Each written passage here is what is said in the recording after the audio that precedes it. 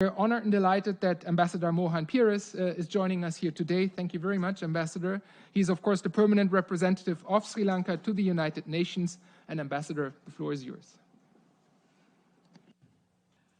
Thank you, Director Robin Geis, and the United Nations Institute for Disarmament Research for inviting me to this very solemn occasion.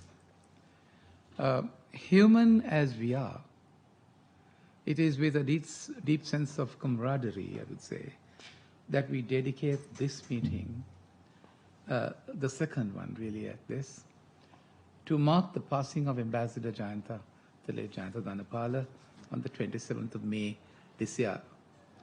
I asked myself the question, why, and found the answer in the thoughts of Jane Austen, the novelist, who had this to say: think only of the past as its remembrance gives you pleasure. To live in hearts we leave behind is not to die.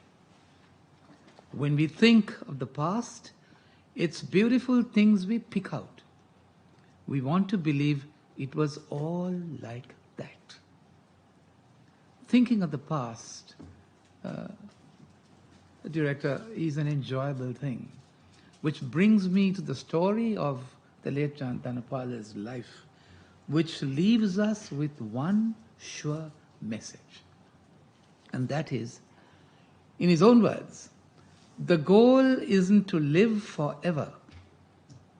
The goal is to create something that will.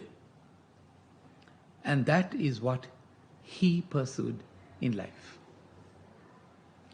So, Jayantha Dhanapala, widely recognized perhaps, and I won't be wrong perhaps to say, as the doyen of nuclear disarmament, has made a remarkable and impactful life dedicated to promoting peace and nuclear non-proliferation.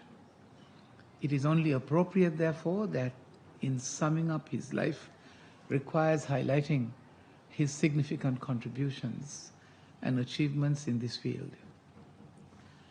The late Jayantha Dhanapala's career spans several decades, as you know, during which he served in various prominent positions related to disarmament and international security. He notably served as the United Nations Under-Secretary General for Disarmament Affairs from 1998 to 2003. In this role, he played a crucial part in advancing global disarmament agenda and promoting dialogue among nations to reduce nuclear risks. I have learned, I've never had the fortune of probably working with him. I met him only once socially. But I've read about him and I've heard so much about him, who has left an indelible mark in the minds of the United Nations community. So I have learned that his expertise and diplomatic skills have been instrumental in several key initiatives. He played a pivotal role in the negotiations leading to the Comprehensive Nuclear Test Ban Treaty, which, as we know, bans all nuclear explosions. He also contributed significantly to the establishment of the International Atomic Energy Agency's Department of Safeguards, ensuring the peaceful use of nuclear energy. His commitment to disarmament extended beyond his UN role. That won't be no exaggeration if I was to say that. He served as the president of the, as you pointed out just a while ago, 1995, the Nuclear Non-Proliferation Treaty Review and the Extension Conference, where important decisions were made to strengthen the treaty. He has been an outspoken advocate for a free world, a world free of nuclear weapons, continually emphasizing the urgent need for nuclear disarmament and the importance of global cooperation. Director, the late Jayantha Dhanapala has been recognized, therefore, for his leadership and his dedication. He was awarded in 2007 the Peace Award by the United Nations Association of Sri Lanka and has received numerous honorary doctorates for his contribution to the field of disarmament.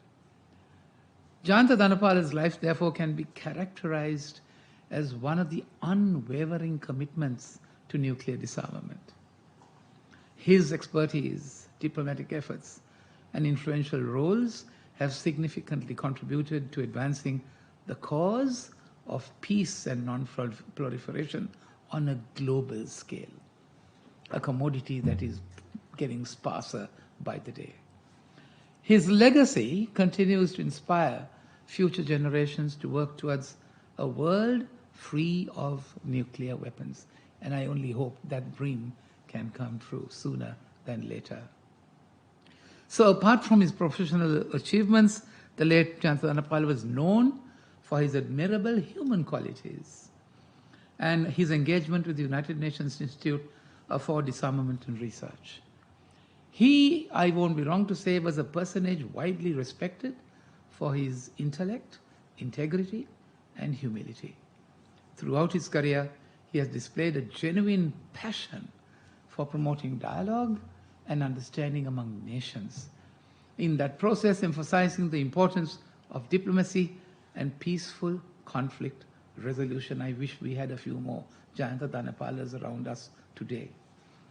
His ability to navigate complex political landscape with tact and diplomacy is one characteristic that earned him the trust and respect of his peers. And I'm fairly sure you will probably confirm that position better than I. His associates tell us that the late Jayantha Dhanapala has always been approachable and willing to listen to different perspectives. He has shown a deep sense of empathy and understanding, valuing our diverse viewpoints, and recognizes the importance of inclusivity in disarmament discussions. His engagement, I'm told, with UNIDIR as a member of his advisory board further emphasizes or exemplifies his commitment to promoting research and analysis in the field of disarmament. So Jayantha Dhanapala's involvement with UNIDIR demonstrates his dedication, I say, to staying informed and contributing to the ongoing discourse on disarmament issues.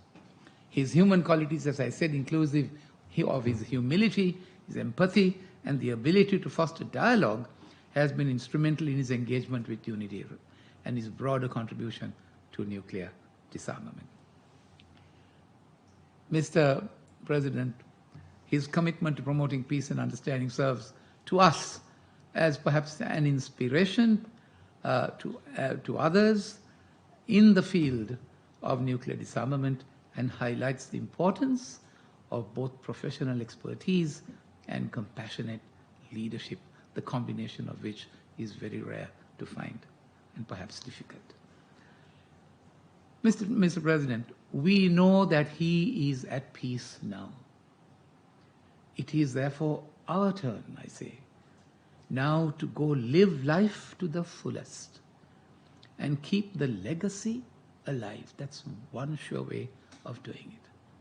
I must conclude with a proverb, a Hebrew proverb that I like very much, which says, "Let us say not in grief, he is no more, but in thankfulness that he was." Thank you.